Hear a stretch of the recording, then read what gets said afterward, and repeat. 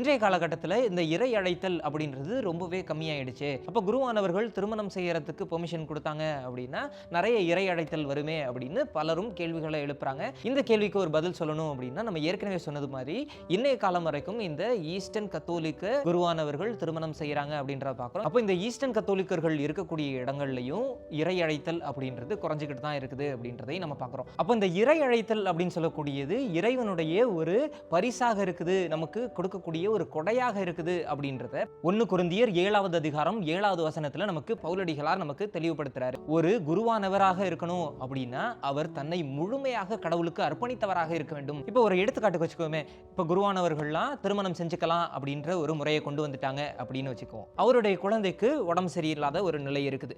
இதே நேரத்தில் அவருடைய பங்கை சேர்ந்தவர் ஒருத்தவர் இறக்கும் தருவாயில் இருக்கிறாரு. அந்த நேரத்தில் அவஸ்தை கொடுக்கறதுக்கு போயாகணும். இந்த நேரத்தில் இவருக்கு குடும்பம் இருந்துச்சு அப்படின்னா எதற்கு முக்கியத்துவம் கொடுப்பாரு அப்படின்ற ஒரு மிகப்பெரிய கேள்வி இருக்குது. அப்போ எந்த ஒரு நேரத்திலும் எந்த ஒரு தடங்களும் இல்லாமல் இறைப்பணியை செய்யறதுக்கு முழுமையாக தங்களை அர்ப்பணிப்பதன் காரணமாகத்தான் இவர்கள் திருமணம் செய்யாம இருக்கிறாங்க அப்படின்ற முதல் கருத்தை நம்ம புரிஞ்சுக்கிறோம். கீழே இருக்க ப்ளே பட்டன் அழுத்தி முழு காணொலியும் மறக்காம பாருங்க.